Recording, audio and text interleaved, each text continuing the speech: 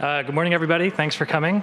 I'd like to introduce Dominik Grolimund, who's the founder of Kaleido Software, and he's here to talk to us about a distributed file system called Wuala. This talk's being recorded, so please refrain from mentioning any Google-sensitive information in your questions. Thanks. So, thank you. I'm very happy. Oops.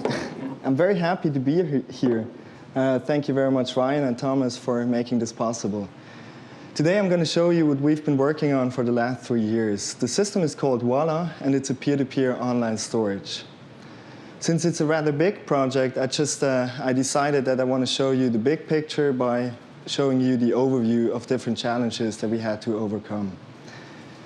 The overarching goal of what we're trying to do here is to build a large, reliable, and secure distributed online storage that can harness the idle resources of participating computers. Now, that's not a new idea, but in fact, it has been an old dream of computer science. Tannenbaum once wrote in his book on distributed operating systems that the design of a worldwide, fully transparent, distributed file system for simultaneous use by millions of mobile and frequently disconnected users is left as an exercise for the reader. Now, I really hope that he meant this ironically, because we've been working on this exercise for the last 3 years. There have been a lot of research projects around this topic. The biggest one was probably Project Ocean Store at UC Berkeley, but of course they had a different focus. They had an academic focus, and they wanted to build a product. We were inspired by them, but we really wanted to make it work. We wanted to bridge the gap from fundamental research to what it takes to build a product. And we think with the first closed alpha, we've taken the first step. So what can you do with Wuala? You can upload any file in any size, and then you can access these files from anywhere else. You can share files with friends and groups. So for instance, you could just share some images or videos with selected friends, and then nobody else has access to them. Or you could publish files to the whole world. Wuala is a free and simple desktop application which runs on Windows and Macintosh and soon also Linux. It's based on Java, so porting it to a different operating system is fairly easy. When you start with 1 GB of storage, which is provided by us. But if you want more, you can trade local disk space to get additional online storage. So in a sense, it's an online storage with the power of peer-to-peer, which means that you get fast downloads, there is no file size limit, and there is no traffic limit. And there are a number of other advantages which really directly come as a result of the underlying peer-to-peer technology. One thing which is really important to us is privacy. All the files that you store in Wuala are encrypted on your computer. Your password never leaves your computer, which means that no one, not even we as the provider, can see what files you store or share with your friends. Now, before I go into showing you how it works, I just want to show you some screenshots so that you have a picture of the application. So what you can see here is the main window, and you see that it looks very similar to any file system. So you have different folders. If I go into a folder, you can see that folders can have different colors. They can be yellow, they can be red, or blue. The yellow folders are private, so that only you have access to them. The red folders are shared, for instance, sharing them with 3 friends. And then the blue folders are published, so that everybody has access to them. Here, for instance, you see a red folder. On the top in the header, you would see that this folder is shared with Otti, Martina, and Maya. Probably it's too small for you to see, but it's very easy to share it. So if, for instance, I click on the share button on the top, I could just select another friend with whom I want to share it, or I could click on public to publish this folder, or I can set it private again. If you go to My Friends, then you will see all the files that your friends share with you. So for instance, here you can see that I am in the folder of Julien, and he shares some photos of his sons. And if I double-click on a file, it will just open. Then there are also groups, and in the groups, all members of a group can post files into it. So it's very similar to a Flickr pool. Groups can be private, or they can be public. Then there is the world area, and in the world area, you can search and browse for all the files that have been published. So all the files in the blue folders are being indexed here. So you have different kinds of ways to interact here, different kinds of features. For instance, here you do a search for trailer, then you will find the trailers. On the right-hand side, you can see related items. Then here, for instance, you see the top users of this year. And here you have a tag cloud, so you have different means to interact here. If you double-click on a file, the file will be downloaded from the peer-to-peer network. And if it's a media file, let's say it's a video or a music file, then you can directly stream it. So you can just point to any location, and it will stream from there. So OK, so let's take a look behind the scenes and see how this works. The biggest question that arises, since we store the data in the peer-to-peer network, and individual computers can be offline at any time, the biggest question is probably, how can you make sure that the data is available? Or in other words, how can you build a persistent storage? Now, two approaches come into mind. The first one is you could make sure that the data is always in the network. This would mean that you would need to move around the data whenever a computer leaves. Now, this is not a good idea, at least not for our system, because we want to have lots of data. Now, imagine you have 6 gigabytes stored in your computer, and you would need to wait until those 6 gigabytes are uploaded to another computer. And it's also not a good idea if you have a high churn rate, which means that people frequently connect and disconnect and reconnect to the system. And this is what you typically have in such an environment. The other approach is to introduce redundancy and leave the data where it is. And this is also what we do. Now, if we speak about redundancy, do we mean replication? No, we don't, and I'll show you why. This is the formula for the availability of a file when you would replicate it, where P is the availability of an individual computer or a node, and K is the redundancy factor. So let's take an example. Let's say that all the computers are online 25% of the time, and you would replicate the file 5 times. Then you would get an availability of only 76%, which is clearly not enough for our system. If, on the other hand, you would replicate the file 24 times, you would get a nice availability of 3 nines, but replicating or uploading a file 24 times is certainly not what you want. Fortunately, there are also erasure codes, and erasure codes have the nice property that you could encode M fragments into N, and then you need any N, M, out of these N to reconstruct the file. So this gives you a totally different availability. There are different kinds of erasure codes. We use a code which is in the family of Reed-Solomon codes. They're also used in RAID storage systems, but since in our system the probability that an individual computer is offline is much higher than in RAID storage system, we need to have it in a different scale. So this is the formula for the availability when using erasure codes. It's simply the sum of binomials, which means that you would need to have exactly M or M plus 1 or M plus 2 and so on up to N fragments available in order to retrieve the file. Now, if you take the same example where nodes are available 25% of their time, and you would have M equals 100 and N 517, which means that you have a redundancy factor of 5.17, this gives you already an availability of 3 nines. So if you compare this to replication, there you had to replicate the file 24 times. Here you just have a redundancy factor of 5.17. So this seems feasible. Here you see a plot, the probability density distribution. The area under the curve from 100 to 517 would be exactly the file availability.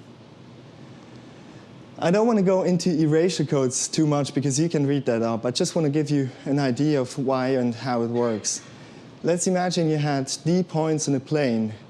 Then these D points uniquely define a polynomial of degree D. And then I could just choose any D points along this curve, and you could still determine the exact same polynomial. So it's very easy to give you new data points, and as long as you have D points, you would come up with the exact same curve. So that is the basic idea behind erasure coding. Now let's walk through our system with an example. Let's say that Alice wants to store a file. Let's say she wants to store a road trip video clip. Now, the first thing that happens when Alice drags the file into Wuala is that the file is being encrypted on her computer using a 128-bit AES encryption. Then the encrypted file is split into fragments, and then those fragments are redundantly encoded into more fragments using erasure codes. Then these fragments are uploaded into the peer-to-peer network. And in addition to that, also the first M fragments are uploaded onto our servers. At the moment, this helps us bootstrap the service because there are not enough storage nodes at the moment. And in the long run, we might still keep it just to give you a backup. So even if the whole peer-to-peer network, even if all computers would leave the system at one time, you would still be able to retrieve the file from our servers. Now, let's say that Alice shares the file with Bob. When they first got friends, they have exchanged the friendship key. Now, Alice encrypts the file key with the friendship key. Now, this is just a simplification of what actually happens, but it serves for this example. And then Bob wants to download the file. What Bob tries to do is he tries to find M fragments, just a subset of all fragments, from the peer-to-peer network. If he doesn't find enough fragments in the peer-to-peer network at the moment, he would get the remaining fragments from our servers. But in the long run, this will be self-supporting so that he could get all the data from the peer-to-peer network. Then he would decode the file, and then he would decrypt the file, and then he can play the file. So these are the basic steps that happen when you upload and download a file. Now, one thing which is important is maintenance. When I store 500 fragments today, it doesn't mean that those 500 fragments are still available in a month from now, for instance. So what happens is that Alice's computer checks and maintains her files. So the computer periodically checks whether the file availability is still good enough. If it detects that it seems that some computer have left the system forever, then it will reconstruct some new fragments and upload them into the network. So as an example, let's say it detects that these 3 storage nodes where she had stored fragments on have left the system forever. Then she would reconstruct some new fragments and upload them. If you look at the peer-to-peer network, the functionality that it provides is just the abstraction of a hash table. So you could put file into the peer-to-peer network, and then you can get them. So this is why the technical term for this is most often used this distributed hash table. If we look into the network more closely, then you can see that we have different kinds of nodes. We have super nodes, which are responsible for the routing. Then you have storage nodes, which are responsible for storing the fragments, and all the storage nodes are connected to their closest super node. And then you also have client nodes, which basically don't have any responsibility. They're just there to consume data in the network. So if we look at the get command or at the get request, what happens is this client node wants to get a fragment. So what it does is it sends a get request to its closest super node, which then routes it to the target. The target delivers it to the closest storage node, and if this storage node now has the fragment, it will deliver it back to the client. Here you can see the peer-to-peer network in action, where this is just a visualization of what happens where a client node downloads a file from multiple sources in parallel. So this is also why you get fast download speeds, because you can download parts of a file from 100 sources in parallel. Let's look at the routing. The first peer-to-peer network, Napster, had a centralized approach to routing. This wouldn't scale. And then Nutella came along and used flooding, which is just a very simple mechanism. Of course it works, but it's not a good idea because you waste a lot of messages that wouldn't have been necessary, and it's also not fast because it takes a long time to find the target. Then Cord and Tapestry and others came along and introduced the notion of structured overlay networks. They had the nice property that you could find the target in typically O of log n hops, where n is the number of supernodes in the network, and a hop is basically one node sending a message to another one. Now, this is certainly good. Performance is certainly good. But the bad thing about structured networks in general is that because they have a structure, the structure could also be exploited by a clever attacker. So a clever attacker could enter the system with a number of nodes that he has under his control. Then he could let him build up the structure, and then he could leave the network at one time in order to partition the network. So we figured that we wanted to do something different. In our system, we have supernodes, and those supernodes are connected to their direct neighbors, which means that they have some neighbors on the left and some neighbors on the right that they are connected to. In addition to that, they also have some random links which point further away into the network to speed up the routing.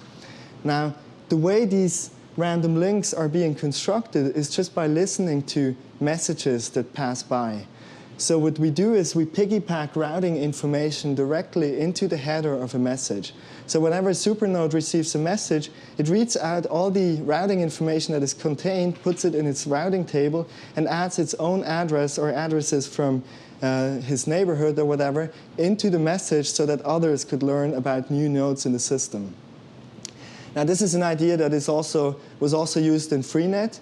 It's not clear whether it works. It's not clear whether it yields good performance, so we did some simulations.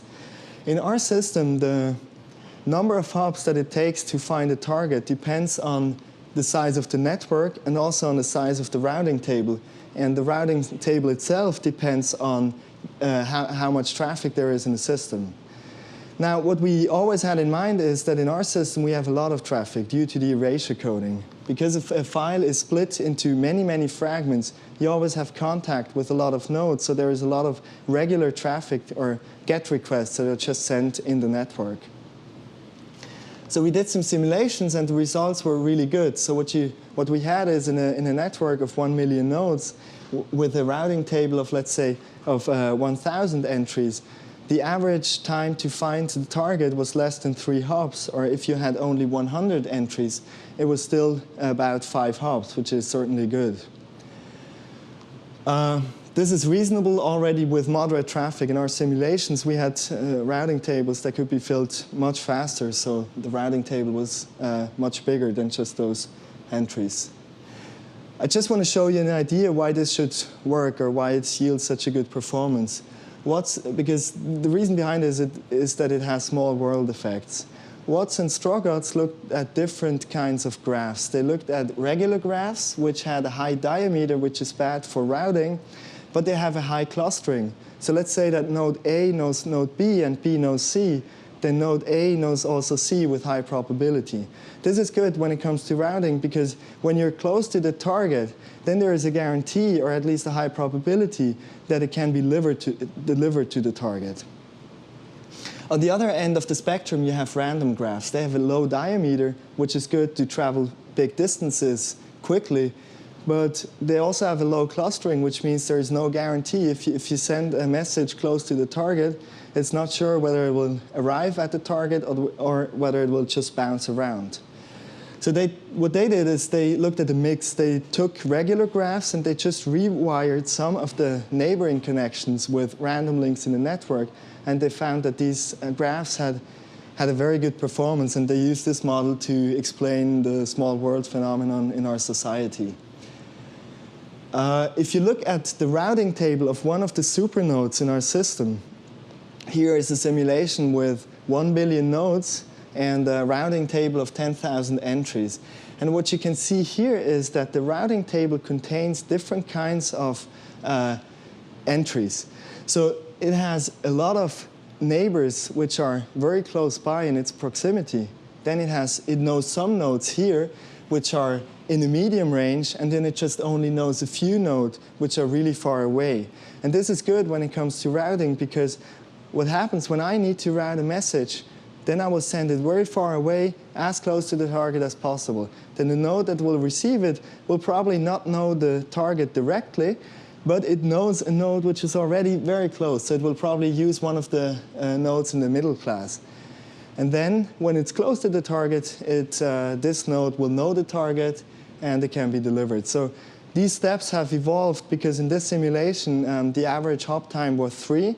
So this is why those 3 steps have probably evolved.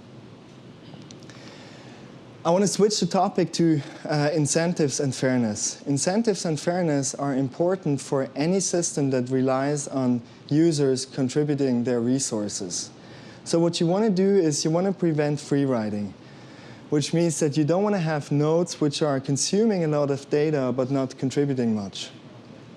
If we look at the resources that we have in our system, we have local disk space, then we have online time, and then we also have upload bandwidth. Now, local disk space and online time are coupled because a computer which is online longer is much more valuable to the system because it decreases the necessary redundancy factor.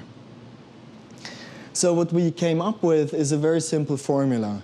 If you want to earn storage, you get as much online storage as you provide on your local disks multiplied by the time you're online. So as an example, let's say you're online, you provide 10 gigabytes on your local disk and you're online for 70% of the time, then you will get 7 gigabytes of additional online storage. Now, of course, in reality, this is much more complex because the necessary redundancy when you store a file does not directly depend on the time you're online, but on the storage nodes the fragments end up on. But we just wanted to have a simple formula for the user so that he could see what happens in the system. The tricky part here is not the formula, but how to measure these variables. I don't want to go into the details of this because it's rather complex. I just want to show you the idea. What happens here is that we have different mechanisms which can check and double check whether the reports are correct. So there are random audits in the system so that you can find out whether a storage node, for instance, still stores this fragment because he is sent a challenge, and if he cannot answer this challenge, then you assume that he doesn't store the fragment anymore. So there are different kinds of checks involved here. I just want to mention one more thing about trading storage. Not everybody has to trade storage. When you first start with the system, you get this 1 gigabyte. Only if you want more, you can trade storage. But if you want to trade storage, then you have to fulfill one requirement, which is that you need to be online for at least 17% of the time. This is about 4 hours, but of course you don't have to be online 4 hours every day. It's just a running average. But the reason for this is because it just doesn't make sense to store fragments on a computer which is just online, let's say, half an hour a day. I also want to mention that storage can be earned on multiple computers. So if you have a laptop which is online just a few hours a day, but then you also have a desktop computer at home, you could earn storage on this computer, and you can have all your computers running for you, and all the storage that you earn is added to your user account. The incentive for upload bandwidth in our system is also very simple. The more upload bandwidth you provide, the faster your download speed will be. Now again, the tricky part here is how you achieve that. Because if you look at the typical transaction, then you will see that there is an asymmetric interest. Let's say that this client node wants something from the storage node, but the storage node doesn't want anything from that client, at least not at that time. So because of this asymmetric interest, you could not just use tit for tat. Tit for tat has been very efficient in BitTorrent, but at least for this part of our system, we cannot use it.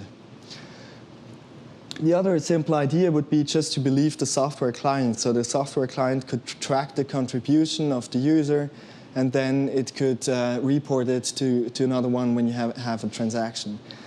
But of course, this is a bad idea because the software client could easily be hacked. And this has been the case for Kazaa. Kazaa had just a contribution level. And then soon after, Kazaa Lite came out, which just hardwired this contribution level to the maximum. So what we have developed, or what we've come up with, is a distributed reputation system that is not susceptible to false reports and other forms of cheating. Now again, we had in mind that it must scale well with the number of transactions because we have a lot of small transactions in this system. I don't want to go too much into the details of this because we have published it in a paper, and if you're interested, you can read it up. I just want to show you the basic idea. So what happens is every node makes a lot of observations. So whenever it has a transaction, it can note down whatever bandwidth it has received during that transaction. So it will note that in a vector locally. And then in every round, let's say in every week, it sends this observation vector to a predetermined set of neighbors. The reason why this is predetermined is that if you're an attacker, you could not influence the whole network, but you could also only influence your immediate neighborhood. Now, the first thing that happens is when they receive observation vectors is that they discard any reports about yourself. So if I say, oh, I contributed very much this week, then this will just be discarded. So the only thing you could do is you could lie for your friends. So you could have a false report saying that my friend contributed a lot, or my friend contributed nothing, or whatever. But then, since they receive a lot of observations, they can do some statistical checks. For instance, they could take the median, or what they could do is they could just discard the lowest and the highest value.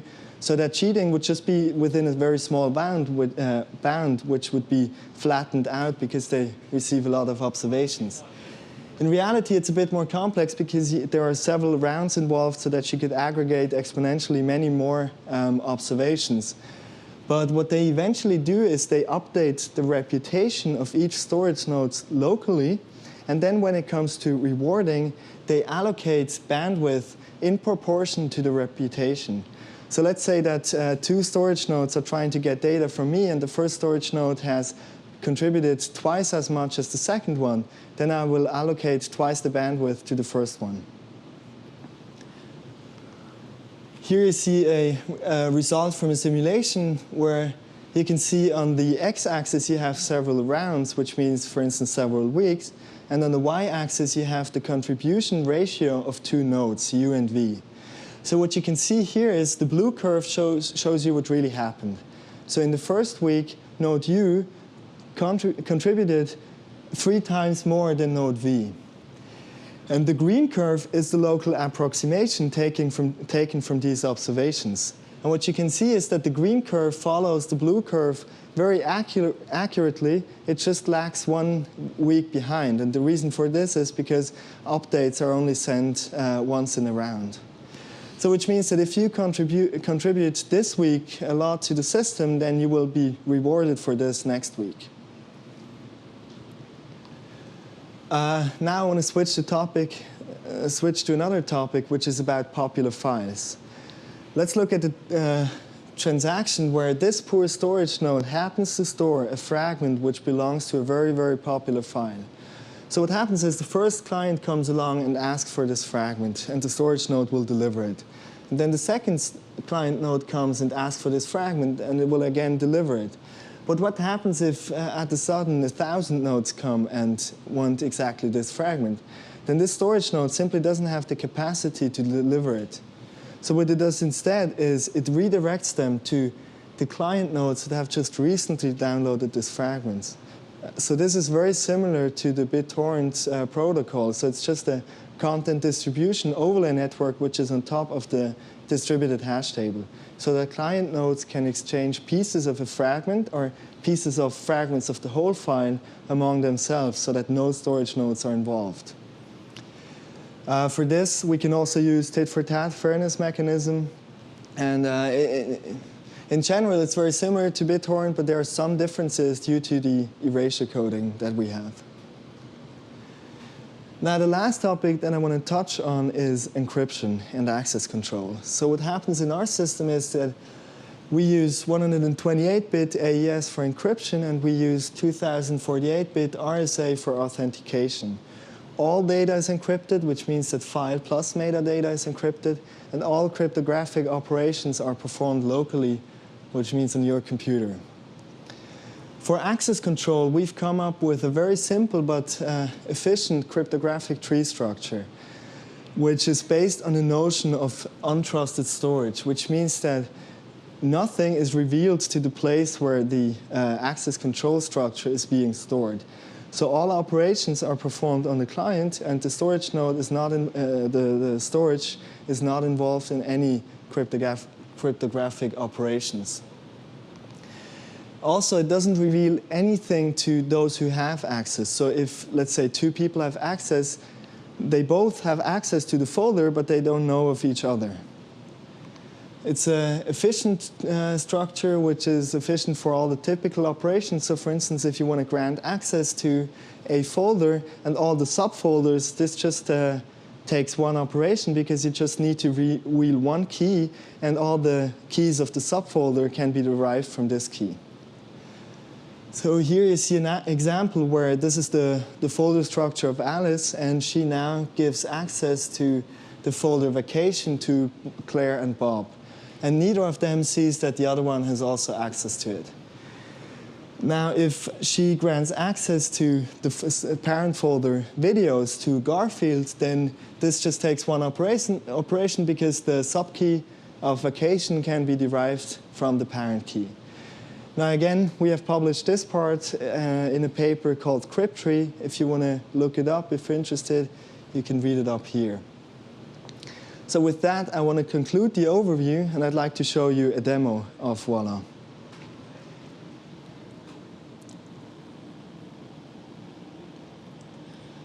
So this is the main window of Wuala. I could just quickly log out so that you see it from the start. When I first start the application, you will see this login screen. And then you have to sign in with your name and password. And then you will see this screen. So you have the different kinds of folders. So let's go into one folder. The folders can have different colors. And what you see here is that, again, what I told you, that, for instance, the red folders, this folder is shared with these 3 people. I can just open up a photo. I want to show you, let's say I want to create a new folder. Let's go into Documents and create a folder Work.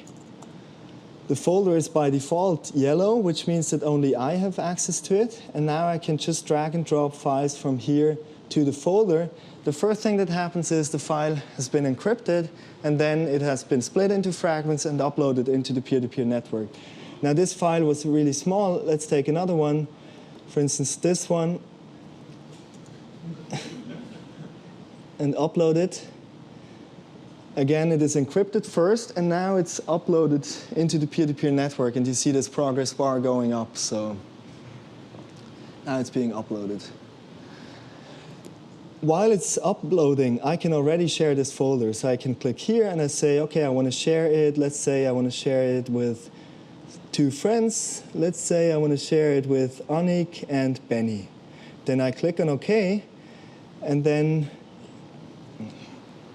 the folder is being shared, and it should now change the color. OK, it couldn't.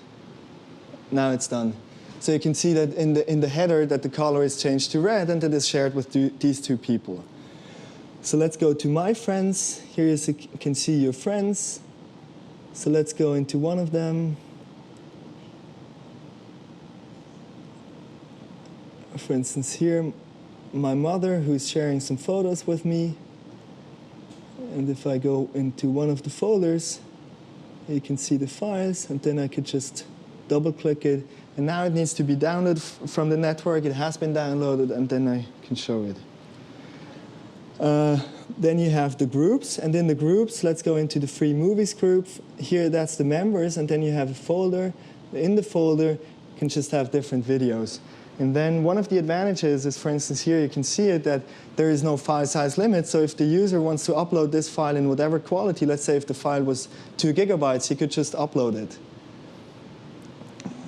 You can also stream. So now this file is probably already in the cache, but even if it's not in the cache, you can just jump to any location and play it from there. Then you have the world area, and in the world area you can search and browse. Here, for instance, you see the top files. So let's go to most recent photos, or let's do a search. So I search for USA, and then you can see some photos. I can switch to videos. Then you see some videos about the USA. And on the right, you can see related files. And you can just click on one of them, and then you jump there. I can try a search for trailers. Then you find some movie trailers. And then if I want to play a trailer of Iron Man, I just double-click it, and it will open up. And again, here you can see very good quality. The file is even bigger than my screen was. And when it plays... Mr. Stark, you've been called the Da Vinci of our time. What do you say to that? Absolutely ridiculous. I don't paint. What do you say to your other nickname, the Merchant of Death? That's not bad. So this is basically what you can do with the system. So yeah, I think I could end here and just ask if you have any questions.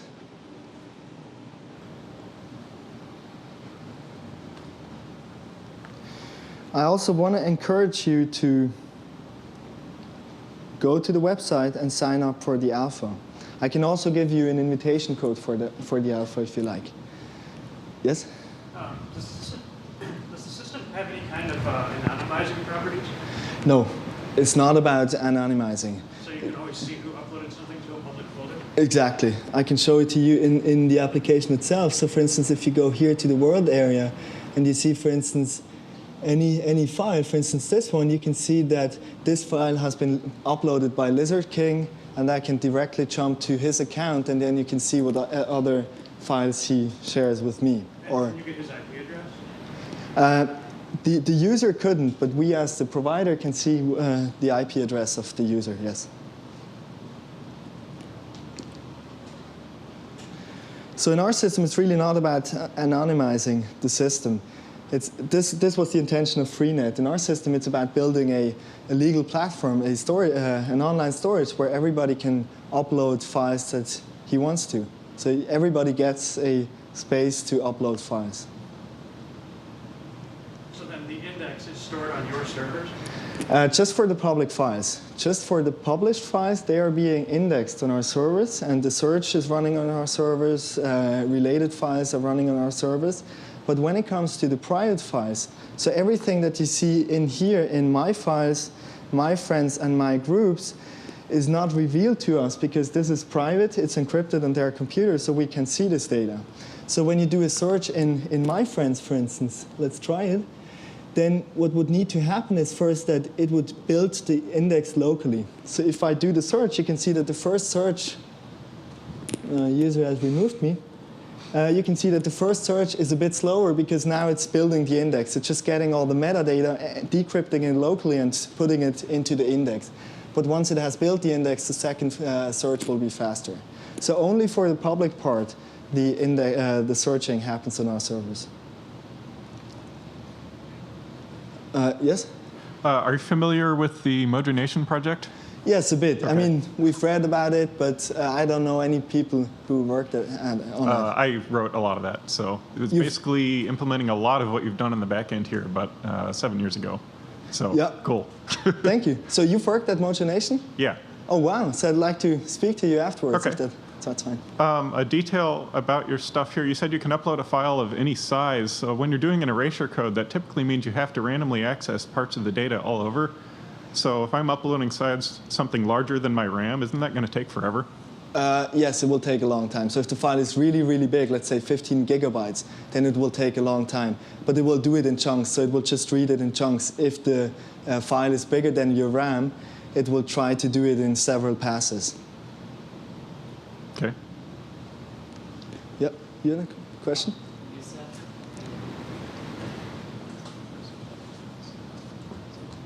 You said if Alice uploads a file, the client of Alice has to check the health of the fragments that are stored in the P2P network.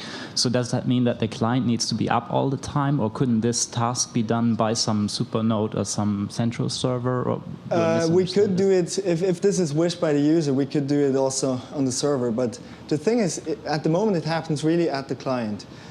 Which means that you would need to run the client periodically. So you can just, if you go into vacation, then your files will not be maintained. So the worst thing that could happen then is that the file is not available in the network anymore, or not as good as it was before. But you still have the copy on your local machine. So when you go back to Wuala and you log into Wuala again, then it will reconstruct the fragments and upload it into the network. All right, thanks.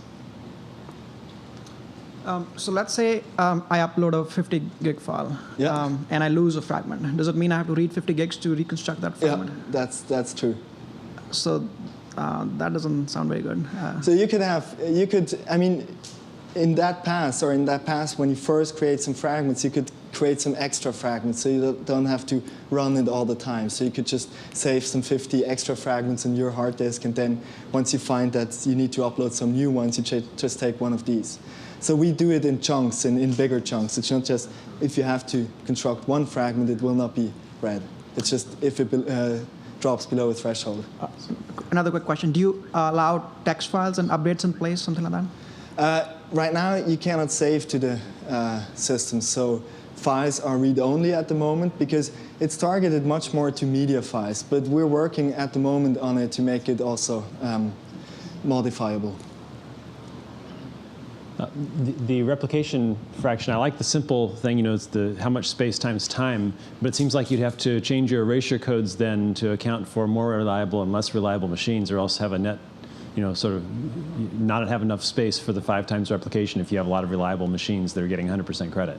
Right, yeah, that's true. I mean, this is just, if the system is really big, then this will work. I mean, then there is always, because one thing is we can also save space. If a lot of people save the same file, then because it is encrypted with the file key, it will end up on the exact same location, so that if 2 people store the exact same fragment, it only needs to be stored once. So it's a big, system, and of course you're right, but we could also always bootstrap it with our servers if there would be not enough space.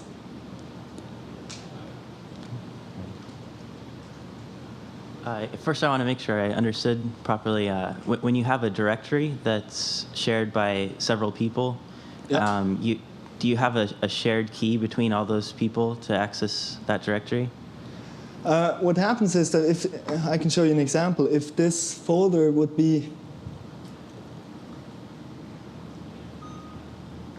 so let's say this folder is shared with these 3 friends that you see on the top, then it's just the metadata of, it's just with each pair, with each friend, you have a friendship key, and you encrypt the metadata with this friendship key.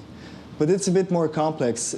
Probably it's best if you look it up at the crypt tree, or we could discuss it offline. Well, is that saying that you have to have a separate copy encrypted in a different way for each person that you're sharing with?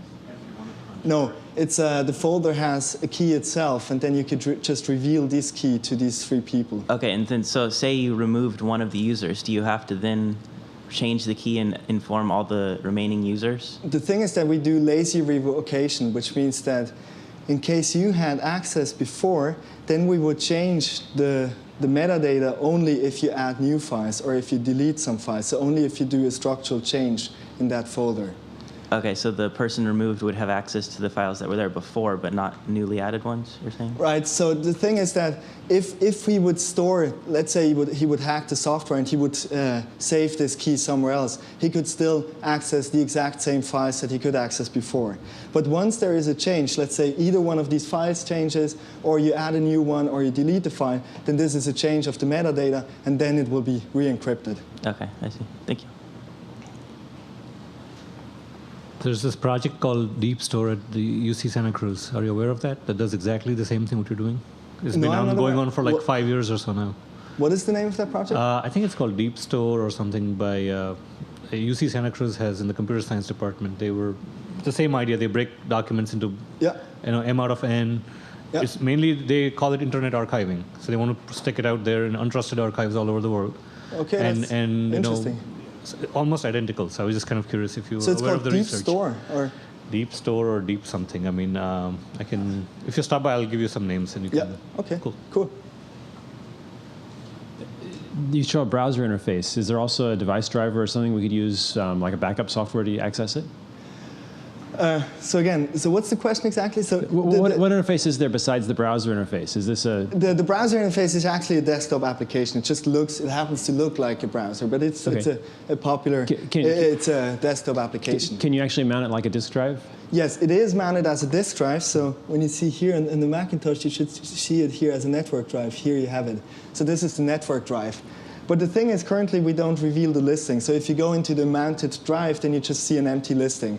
But as soon as we have the write access, we will also reveal this a network drive so that you could write as an application. So if you want to save as in Word, you could directly save it into this network drive. Or you could write a backup software which uses this. And we could have like a very simple developer API using just the network drive. Right, so what's that waiting on? I'm sorry? You said as soon as it was writable. I wasn't sure yes, what the... right now it's just read-only, so you could not modify a file at the moment. Okay. But as soon as we have that, we also reveal the file listing. So that, just one of the next steps. since people could hypothetically upload copyrighted material, and since it would be publicly known who updated that file, I could see some serious legal concerns coming up. Specifically, I could see a company requesting that you actually monitor and track down people posting copyright material illegally. Yes. Have you put much consideration into that? Yeah, I mean, the thing is, here we have the exact same problem as YouTube. So if there is an illegal file or a copyright infringing file in the public area, then we need to take, if someone reports it to us, we need to take it down. So we have different mechanisms. You could report a file that is copyright infringing. Then you could also flag files as inappropriate so that they pop up on our screens much faster so that we can have a look at them. If we detect it manually, which just takes a lot of time, then we will also take it down. For the other parts, we don't see the files, so there's nothing we could do there.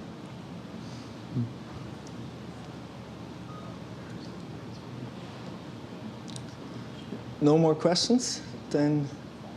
How about the access code? I'm sorry? The invitation code. Yeah, so you want to have an invitation code. Okay, so you can write it down. The invitation code is, so what you have to do is, you have to go to downloads.wa.la.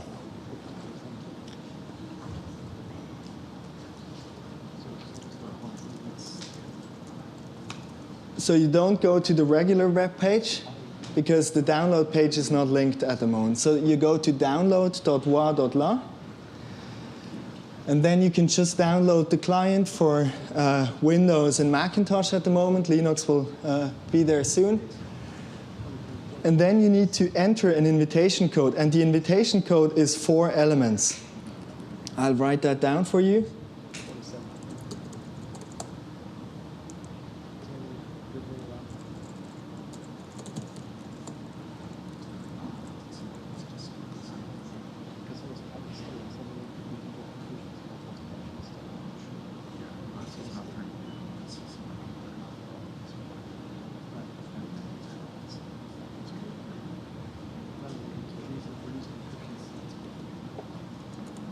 So that's the invitation code that you can use.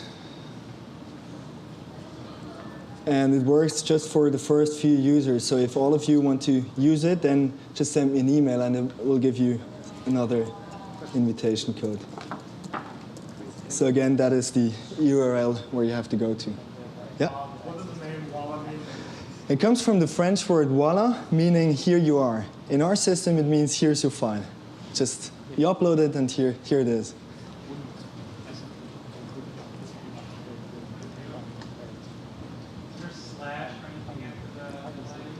I'm not sure. It should work like this, but you mean like this? Are you trying it at the moment, or?